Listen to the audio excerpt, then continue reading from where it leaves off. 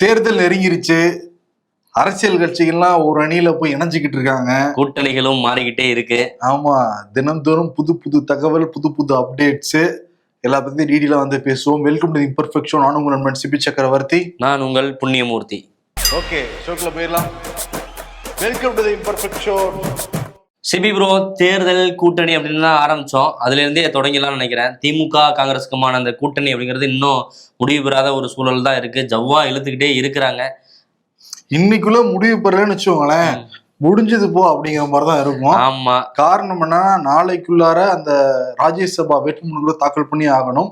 இப்போ வரைக்கும் திமுக சொல்லிட்டு இருக்கிறது 28 அல்லது 29 பிளஸ் 1 அல்லது 2 வரைக்கும் வந்துருக்காங்க ராஜ்யசபா சீட்டு. ஆமா. இப்ப இன்னைக்குள்ள முடிவு பண்ணா மட்டும்தான் காங்கிரஸுக்கு ஒரு ராஜ்யசபா சீட்டு கொடுத்து நாளைக்கு நாமினேஷன் பண்ண முடியும். ஆமா, நடக்குமா நடக்காதா அப்படின்னு எல்லாரும் எதிர்பார்த்துட்டு இருந்த சூழல்ல நேற்றைய தினம் காங்கிரஸ் கட்சியினுடைய தமிழக தலைவர் செல்வ பெருந்தகை அவருடைய மகளோட திருமண வரவேற்பு நிகழ்ச்சியில ஸ்டாலின் அவர்கள் கலந்துட்டு இருக்காரு. ஆமா, ஸ்டாலின் மட்டும் இல்ல, இந்த திமுக கூட்டணி இருக்கிற முக்கியமான தலைவர் எல்லாருமே கலந்துக்கிட்டாங்க. முக்கியமான தலைவர் சுதீஷ் எல்லாம் கூட வந்து உட்கார்ந்து இருந்தாரு. நம்ம எல்லாம் தேமுதிகல இருந்து போய் கலந்துட்டு இருக்காரு. ஆமா, ஏன்னா சுதீஷ் அந்த திருமண வரவேற்பு நிகழ்ச்சியை முடிச்சுட்டு வெளியே வந்தோடனே ஸ்டாலினும் சுதீஷும் கையெழுத்து போட்ட ஒரு அறிக்கை வந்து வெளியாச்சு. அதுல தேமுதிகவுக்கு ஒரு ராஜ்யசபா சீட்டுங்கிறது உறுதி. நம்ம ராஜ்யசபா சீட்டுக்காக தான் அதிமுக கூட்டணியில இருந்து அவங்க வெளில வந்திருக்காங்க. ஆமா, என்னன்னா அவங்க 29 எம்எல்ஏ ஜெயிச்சப்ப கூட இந்த ராஜ்யசபா சீட்டுங்கிறது கனவு கை கூடவே கிடையாது. கிட்டத்தட்ட ஒரு 20 வருஷம் ஒரு தவம்னே சொல்லலாம் ஒரு ராஜ்யசபா சீட்டு அல்லது ஒரு எம்பிக்காக. அந்த தவம்ங்கிறது வந்து இப்ப திமுகனால நிறைவேறுது தேமுதிகவுக்காக. சுதீஷ் வந்து பேட்டி தரப்பு என்ன சொன்னாருன்னா, அந்த ராஜ்யசபா சீட்டு யாருக்கு அப்படிங்கிறத பிரேமலதா விஜயகாந்த் முடிவு பண்ணுவாங்கன்னு சொல்லிருக்காங்க. இன்னைக்கு அறிவிப்பாங்கன்னு சொல்லியிருக்காரு. யாருக்கு 2 பேர் தான் இருக்கு நமக்கு தெரிஞ்ச வரைக்கும். ஒண்ணு விஜய் பிரபாகரன், இல்லன்னா சுதீஷ். 2 பேரு அத வேற சீக்கிரட்டா அப்படிங்கிற மாதிரிதான் இருந்துச்சு அந்த அறிக்கையும். இல்ல, இன்னொரு விஷயம் சிபி, நம்ம வந்து ஸ்டாலின் அவர்கள் அங்க போனாருங்கிறத பார்த்தோம். அதன் மூலமா வந்து திமுக காங்கிரஸ்கான கூட்டணி உறுதியாயிருச்சு அப்படிங்கிற முடிவுக்கு வந்துட முடியாது. ஏன்னா நம்ம டிமாண்ட் பண்ணிட்டே இருக்கக்கூடிய கிறிஸ்தோடங்கிற அங்க போகல, சென்னையிலே இருந்து கிரீஷோடங்க போகல. ஏன் போகல அப்படின்ற ஒரு டாக்கு வந்திருக்கு. ஏன் கிரீஷோடங்கிற போக கூடாதுங்கிறது தானே பா சிதம்பரத்தை நேற்று அனுப்பிவிட்டாங்க அனைவர் விளையத்துக்கு.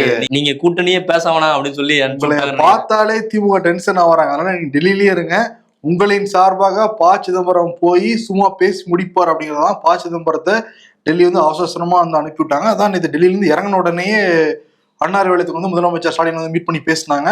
அந்த பேச்சுங்க 1 மணி நேரம் நீட்டிச்சுது. அப்புறம் வந்து செல்வ பெருந்தகை கல்யாண வேலையெல்லாம் இருக்குங்கன்னு சொன்னாரான்னு தெரியல. அப்புறம் வந்து முடிச்சுட்டு கிளம்புனாங்க.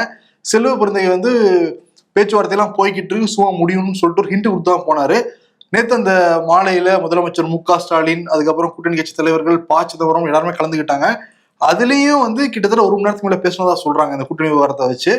அதற்கு பிறகு ஸ்டாலின் சொல்லிட்டாராம், இவ்வளவு நாள் நம்ம சும்மா தான் போய்கிட்டு இருக்கு, ஒரு 2-3 சீட்டுனால எதுக்கு நம்ம இவ்வளவு தூரம் பேசிட்டே இருக்கணுங்கிற மாதிரி எனக்கு தெரியலங்கிற மாதிரி வருத்தத்தை பதிவு பண்ணியிருக்காரு பாசி கிட்ட.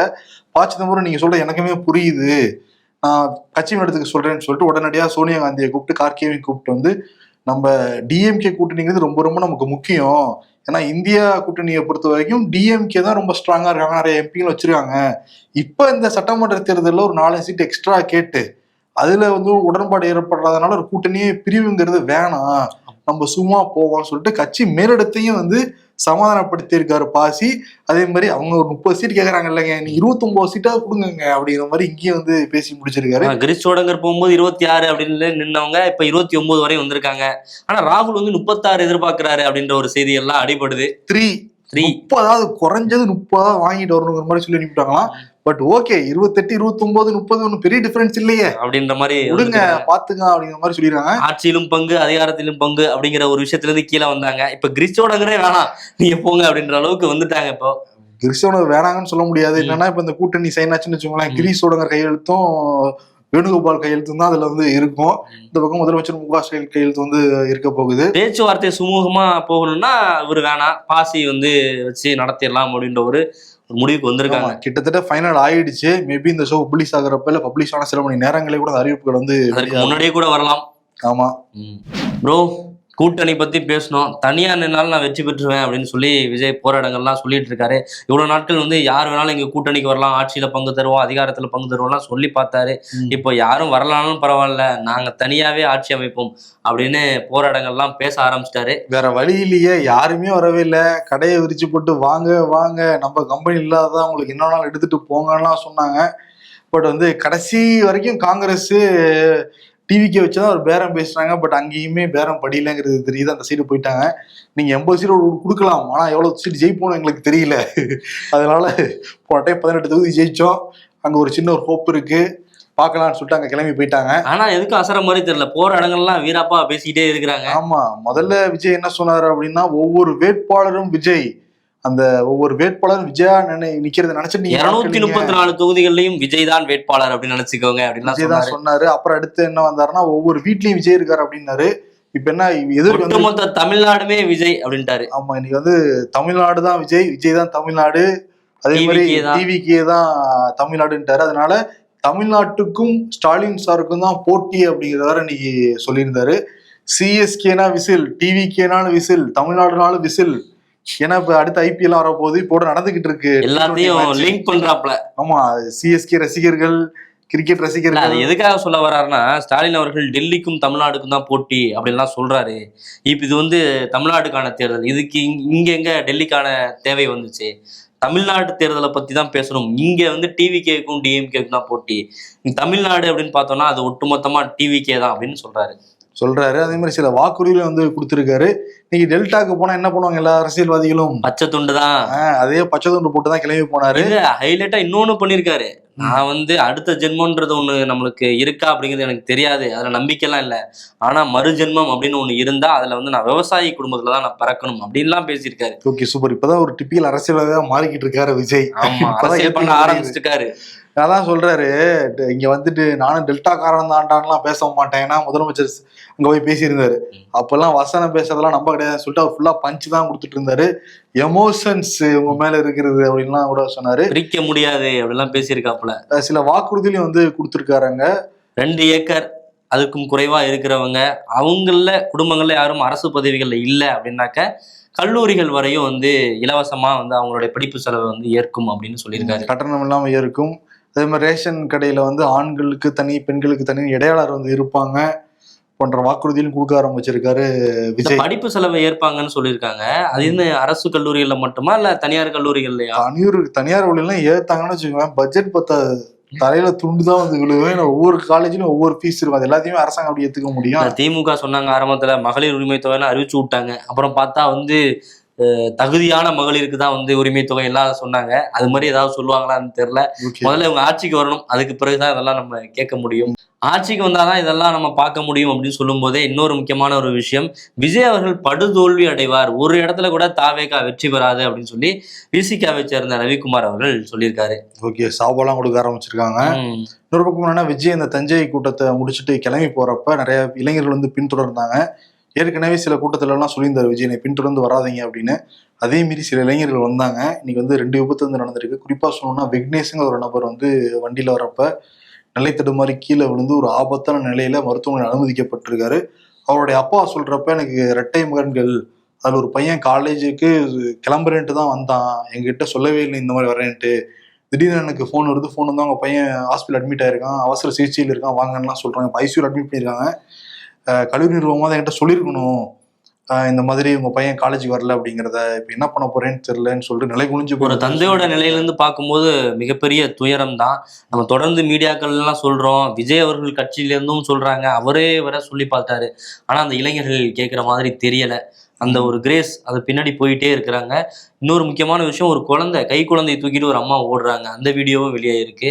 அதை பார்க்கும்போது ஏன் இப்படிலாம் பண்றாங்க அப்படின்ற ஒரு கேள்வி எழுறத தவிர்க்க முடியல. விஜய் மேடையில சொல்றாரு, இன்னும் வந்து கண்டிப்போட ரொம்ப அக்கறையோட சொன்னா உங்களுக்கு வந்து புரியுமோ என்னமோ. இன்னைக்கு திருச்சியை சுத்தி ஒரு பெரிய சர்ச்சை. அதுக்கு காரணம் வந்து புதுசா கட்டப்பட்டிருக்கு ரயில்வே மண்டல அலுவலகம். அதுக்கு பேர் வந்து கர்த்தவிய துவார் அப்படின்னா அப்படின்னு ஒரு சான்ஸ்கிரிட்ல பேர் வச்சிருக்காங்க. உடனே எடுத்துக்கிட்டாங்க திமுக, கம்யூனிஸ்ட் கட்சிகள் எல்லாமே. ஒரு நாள் ஹிந்தில தான் பேர் வச்சுட்டு இருந்தாங்க, இப்ப சான்ஸ்கிரிட்ல வைக்க ஆரம்பிச்சிட்டாங்களா? அது ஹிந்தி கலந்து ஒரு சான்ஸ்கிரிட் தான் நான் நம்புறேன், அதை நான் சொல்றேன், தெரியாது. ஓகே, இன்னைக்கு வந்து முதலமைச்சர் ஸ்டாலின் இந்த அறிக்கையை கொடுக்க, வெங்கடேசன் கொடுக்க, திமுக கூட்டணி கட்சிகள் வந்து கொடுக்க, உடனே திமுககாரங்க போய் மையெல்லாம் போட்டு அடிக்க ஆரம்பிச்சிட்டாங்க. அந்த ஏரியாவே பரபரப்பாயிருச்சு. பல நியூஸ் சேனலும் அந்த நியூஸை வந்து ஃபோக்கஸ் பண்ண அதிகாரிகள் ஓகே இதை நாங்க தற்காலிகமா என்ன நடவடிக்கை எடுக்கிறோம், நீக்கிறோம் அப்படின்ற மாதிரிலாம் சொல்லியிருக்காங்க போல தெரியுது. இவங்க திமுக வந்து இப்ப எங்கடா ஹிந்தி கிடைக்கும், எங்கடா ஆளுநர் சிக்குவாரு, ஆளுநரா வெளியே வரதே இல்லை பாத்தியா அப்படின்ற மாதிரி ஒரு காத்திருந்து அட்டாக் பண்ண ஆரம்பிச்சிட்டாங்க. இதுவேல எங்க ஹிந்தி நடந்தாலும் ஓகே, அதான் அது. ஏன்னா எதிர்ப்புங்கிறது பதிவு வச்சா மட்டும் தான் மக்கள்கிட்ட போய் வந்து சென்றடைய முடியும். அதை வச்சு சில நாட்கள் ஆகுதுங்கிறாங்க. இன்னைக்குதான் அட்டென்ஷன் வந்திருக்கு. ஆமா, டெய்லியும் ஒரு டார்கெட். ஆமா, இன்னும் எலெக்ஷன் நெருங்குது இல்லையா, இனிமே இது மாதிரி ஏதாவது பரபரப்புகள் இருந்துட்டே இருக்கும். ஆமா ஆமா. விஜய மையமா வச்சு இன்னொரு விவகாரமும் வெடிச்சிருக்கு. சென்னை பத்திரிகையாளர் மன்றம் ஒரு அறிக்கையை வெளியிட்டு இருக்கிறாங்க. குறிப்பா விஜய் அவர்கள் மீதான விமர்சனங்களை சொல்றவங்கள கடுமையா விஜய் கட்சியினர் தாக்குறத நம்ம பார்க்க முடியுது. இப்போ ஊடகங்களையும் தாக்க ஆரம்பிச்சிருக்காங்க. ஊடகங்கள் பேர்ல வந்து போலியா கணக்குகள் ஆரம்பிக்கிறது, அதே மாதிரியே வந்து போலி சமூக வலைதளங்களை கணக்கை உருவாக்கி கடுமையா தாக்க ஆரம்பிச்சிருக்காங்க. அதை எதிர்த்து சென்னை பத்திரிகையாளர் மன்றம் கண்டிச்சு அறிக்கையை வெளியிட்டு இருக்காங்க. ஓகே, நீதான் டிவிகே தலைவர்களா ஏத்துது கேள்வி கேட்டுக்கிட்டு இருக்க. உன்னை ஏதாவது அடிக்கிறாங்களா?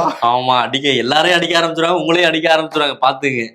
ஆமா, சென்னை பத்திரிகையாளர் மன்றம் என்ன சொல்லியிருக்காங்க அப்படின்னு பார்த்தோன்னா, இவர்களை வந்து விஜய் அவர்கள் கட்டுப்படுத்தணும்.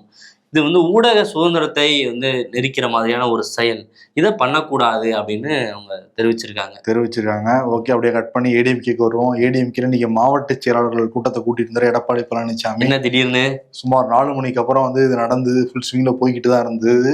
குறிப்பா என்னன்னா, ஜெயலலிதா காலகட்டத்துல வந்து ஜெயலலிதாவுக்கு யாரை பிடிக்குதோ அவங்க வந்து வேட்பாளர் நிப்பாட்டிடுவாங்க. எவ்வளவு காசு இருக்கு, எவ்வளவு பணம் இருக்கு, என்ன பேக்ரவுண்டு அப்படிலாம் பெருசா பார்க்க மாட்டாங்க. பட் இப்ப எடப்பாடி பழனிசாமி தலைமையில் என்ன நடக்குது அப்படின்னா, எவ்வளவு செலவு பண்ணுவீங்க, எவ்வளவு பட்ஜெட் வச்சிருக்கீங்க, எவ்வளவு தூரம் கட்சிக்கு நிதி கொடுத்துருக்கீங்க போன்ற கேள்வி நிறைய இருக்கும். அதை மாவட்ட செயலாளர்ட்டையும் செலவு பண்ணணும்ல, மாவட்ட செயலாளர்ட்டையும் அவ்வளவுதான், யாரை நிக்க வைக்கலாம், என்ன பண்ணாங்க டிஸ்கஷன் இதுவாகவே போயிட்டு இருக்கு. அதனால ஏடிஎம்கே காலத்துல ஜெயலலிதா காலத்துல இருந்து இருந்தவங்க என்ன சொல்றாங்க அப்படின்னா, இது என்னங்க இப்ப பார்த்தாலும் பணத்தை பத்தியே பேசியிருக்காங்க. ஒரு சின்ன அதிருப்தி வந்து நிலவி இருக்கு இந்த மாவட்ட செயலாளர் கூட்டத்துல. அவங்களும் வந்து பேசிடுறாங்க, எடப்பாடி பழனிசாமி நம்ம நிச்சயம் வந்து ஜெயிக்க போறோம், ஆட்சி வந்து பிடிக்க போறோம், நம்பிக்கையோடு இருங்க, அமித்ஷா நம்மகிட்ட உத்தரவாதம் கொடுத்துட்டாரு அப்படின்லாம் பேசியிருக்காரு. உத்தரவாதமே கொடுத்துட்டாரா? அமித்ஷா கொடுத்தாரு, உத்தரவு கொடுத்தாரா, உத்தரவாதம் கொடுத்தாரா? உத்தரவாதம் கொடுத்துருக்காராம். ஓகே, அமித்ஷா யார்கிட்ட கேட்டு உத்தரவாதம் கொடுத்தாரு நமக்கு தெரியல. ஓகே. திருநெல்வேலி நாங்குநேரியில இரட்டை படுகொலை வந்து நேற்று நடந்தது. பெட்ரோல் பாம்புலாம் கூட வந்து வீசினாங்க. கையில கிடைச்ச பொருள் எல்லாத்தையும் எடுத்து வர்றவங்க போறவங்க எல்லாத்தையும் வந்து சரமுறையா தாக்குனாங்க. ஆசாமிகள் வந்து பயந்து ஓட இப்ப காவல்துறை தனிப்படையெல்லாம் அமைச்சு தேடி கண்டுபிடிச்சு ஒரு 7 பேர் வந்து கைது பண்ணிருக்காங்க. ஆமா, அந்த 7 பேரும் பார்த்தோம்னா 19 இருந்து 21 வயசுக்குள்ளதான் இருக்கிறாங்க. எல்லாமே சிறுவர்கள் தான். இவங்க இப்படியானவர்கள்னு சொல்ல முடியாது, போதை ஆசாமிகள் கொடூரர்கள் தான் சொல்ல முடியும் நம்மளால. அந்த அளவுக்கு போதை வந்து தலைவிரிச்சு ஆடுது. இவ்வளவு சம்பவங்கள் தொடர்ச்சியா நடந்துகிட்டே இருக்கு. தமிழ்நாடு அரசு என்ன பண்ணுது அப்படின்ற ஒரு கேள்வி எழுறத தடுக்க முடியும். தமிழ்நாடு அரசு என்ன பண்ணுது? வீதி டாஸ்மாக் கடை திறந்து வச்சு உட்காந்துருக்கு, கஞ்சா வித்துக்கிட்டு இருக்காங்க, அதை பாத்துக்கிட்டு இருக்கு. இதைத்தானே என்ன சொல்ல முடியும்? நேர்ல போன அப்பா அவர் என்ன சொல்லியிருக்காருன்னா, அந்த பகுதியில இருக்கிற டாஸ்மார்க்கை நாங்க மூடிடுவோம் அப்படின்னு சொல்லி வாக்குறுதிகள் கொடுத்துருக்காங்க. அந்த பகுதியில மூடிட்டா பக்கத்து கடைக்கு வந்து அடிக்க மாட்டாங்களா, வாங்க மாட்டாங்களா? இது என்ன ஒரு இதுன்னு தெரியலையே. அது தற்காலிகமா ஒரு தீர்வு தேடுறாங்க, வேற ஒண்ணும் இல்ல. அந்த நாங்குநேரி மக்கள் எல்லாமே ரொம்ப குதிச்சு போயிருக்காங்க. ஏன்னா அப்பப்போ சம்பவம் தொடர்ந்து வந்து நடந்துகிட்டே இருக்கு. இத்தனைக்கும் தமிழ்நாடு சபாநாயகரோட ஊர் இது. எத்தனை சம்பவம் நம்மளே கடந்த 2 வருஷத்துல சொல்லியிருக்கோம். நாங்குநேரியில, சென்னையிலயும் நடக்குது, நாங்குநேரியும் நடக்குது, எல்லா பக்கமும் நடக்க ஆரம்பிச்சிருச்சு. போதைங்கிறது ஒரு மிகப்பெரிய பிரச்சனையாவே மாறிக்கிட்டு இருக்கு. ஈரான் கிட்ட அணு ஆயுதம் இருக்கு, அணு ஆயுதத்தை உற்பத்தி பண்ணிட்டு இருக்காங்கன்னு சொல்லிட்டு தான் இஸ்ரேலும் அமெரிக்காவும் சேர்ந்து ஈரானை தாக்கிக்கிட்டு இருக்காங்க. ஈரானும் அமெரிக்கா நட்பு நாடா இருக்கிற யூஎஸ் பேஸை டார்கெட் பண்ணி அடிச்சுக்கிட்டு இருக்காங்க. இந்த வாரம் ஆரம்பிச்சு என்னோட வந்து 5 நாள் ஆகுது, அது நிக்கவே இல்லை. ஈரான் வந்து கண்மூடித்தனமான தாக்குதல், இஸ்ரேலும் வந்து பதில் தாக்குதல் வந்து நடத்திட்டு இருக்காங்க. இப்ப சர்வதேச அணுசக்தி முகமை என்ன சொல்றாங்க அப்படின்னா, ஈரான்ல அணு ஆயுதங்கள் தயாரிப்புக்கு அந்த திட்டங்கள் ஆதாரங்கள் கூட எங்களுக்கு கிடைக்கல அப்படின்னு தான் சொல்றாங்க. இந்த அணுசக்தி மையம்ங்கிறது, அந்த முகமைங்கிறது ஆல் ஓவர் த வேர்ல்டு எல்லா பக்கமும் தான் கண்காணிச்சுட்டு இருக்காங்க. எங்கேயாவது சின்ன ரேடியேஷன் வந்தா கூட அமைப்புக்கு வந்து தெரியும், அதை வந்து சொல்றாங்க. அவங்களே இதை சொல்றாங்க, ஈரான்கிட்ட எதுவுமே இல்லை அப்படிங்கிறாங்க. இருக்கு, எனக்கு தெரியும், நம்ம தான் ட்ரம்போடைய செயல்பாடு இருக்கு, நெத்தனியாக தான் வந்து சொல்லிக்கிட்டு இருக்காரு. இப்ப என்னன்னா, அந்த நாடான்ஸ் அணுசக்தி அந்த மையத்துல தாக்குதலை பண்ணியிருக்காங்கன்னு சொல்லிட்டு அணுசக்தி முகாமை வந்து உறுதிப்படுத்தியிருக்காங்க. அங்க ஈரான்ல இருக்கிற முக்கியமான ஒரு அணுசக்தி மையம் அது. ஆனா அந்த தாக்குதல்ல பெரிய சேதங்கள் எதுவும் நடக்கல அப்படின்னு ஈரான் தரப்புல இருந்து தகவல் வந்து சொல்லியிருக்காங்க. ஆனா சின்ன ரேடியேஷன்ஸ் வருது அப்படிங்கிற மாதிரி சொல்றாங்க அணுசக்தி முகமை. இன்னொரு பக்கம் அமெரிக்க அதிபர் ட்ரம்ப் என்ன சொல்றாருன்னா, அளவற்ற எண்ணிக்கையில எங்ககிட்ட ஆயுதங்கள் இருக்கு, ஈரான்ட்ட எவ்வளவு இருக்கும் பாத்திரலாம், பயங்கரமான இதங்கள் நாங்களும் வச்சிருக்கோம், நிச்சயம் வந்து ஈரான் அடிபணிய வைக்காம நாங்க வந்து விட மாட்டோம், அந்த மக்களுக்கு சுதந்திரம் வாங்கி தருவோம் அப்படிங்கிறாரு. அந்த மக்களுக்கு இது சுதந்திரம் வாங்கி தரும் தான் தொடர்ந்து பேசிக்கிட்டு இருக்காரு.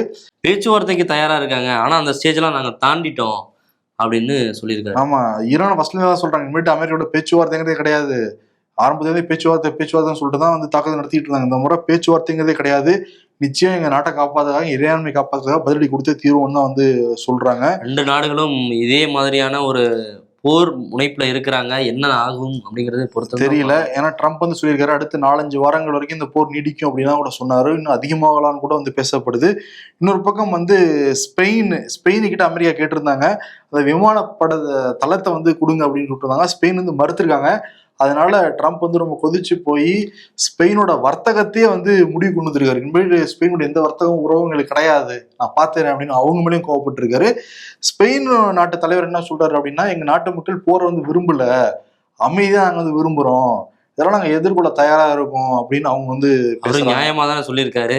ஆனால் ட்ரம்ப் வந்து வர்த்தக ரீதியா வந்து அவங்க மேல போத்து இருக்கிறேன் அப்படின்றாரு. ஆமா, அவருக்கு தெரிஞ்சது என்னன்னா, வாரு ஒண்ணு ஈரான் மேல வாரு, இல்லாட்டி வர்த்தக வாரு, ட்ரேட் வார் தான் பண்ணிக்கிட்டு இருந்தாரு. இப்படிலாம் எல்லா உலக நாடுகளை மிரட்டியே பணிய வைக்கலாம் அப்படின்னு நினைக்கிறாரு ட்ரம்ப்.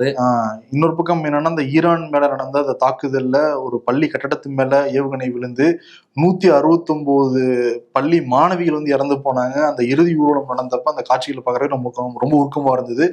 அந்த இறுதி அஞ்சலி செலுத்தி எல்லாருக்குமே அந்த மரியாதையை வந்து பண்ணாங்க. அந்த காட்சிகள்லாம் பார்க்குற உலகத்தோட இதயத்தையும் உழுக்கிற மாதிரி தான் இருந்திருக்கும் நிச்சயமா. இந்த போர்ல ஈரான்ல மட்டும் அதிகாரப்பூர்வமா ஒரு 800 பேர் இறந்திருக்கலாம் அப்படின்னு சொல்றாங்க. ஒட்டுமொத்தமா எவ்வளவு பேர் அப்படிங்கிறது தெரியல. இன்னொரு பக்கம் என்னன்னா, இந்த ஹர்மூஸ் அந்த பகுதியை வந்து ஈரான் மூடினதுனால இந்திய கப்பல்கள் ஒரு 37 கப்பல்கள் இந்திய கொடியோட அங்க வந்து நின்றுகிட்டு இருக்கான். ஒரு 1100 மாலுமிகள் வேற தவிச்சுட்டு இருக்காங்கிற தகவலாம் வெளியாகிக்கிட்டு இருக்கு. நம்ம பெட்ரோலியத்துறை அமைச்சர் என்ன சொல்றாங்கன்னா, இந்தியா கிட்ட ஒரு போதுமான அளவு கச்சா எண்ணெய் இருக்கு, நம்ம கிட்ட ஒரு 8 வாரம் வரைக்கும் நம்ம தாக்கு பிடிக்கலாம். 8 வாரங்கிறது கிட்டத்தட்ட ஒரு 2 மாசம் வரைக்கும் நம்ம தாக்கு பிடிக்கலாம். அந்த அளவுக்கு நம்ம கிட்ட கச்சா எண்ணெய் இருப்புல இருக்கு, வந்துகிட்டு இருக்கு கொஞ்சம். அதனால பயப்பட வேணாம். மற்ற நாடுகள்ல இருந்து இறக்குமதி அதெல்லாம் பண்றோம், ஒரு 8 வாரங்கள் இருக்கு அப்படின்னு இருக்காரு. ஆமா, அதனால யாரும் பயப்பட வேணாம். இப்போதைக்கு பெட்ரோல் டீசல் விலை உயராது அப்படிங்கிற மாதிரி வந்து சொல்றாரு.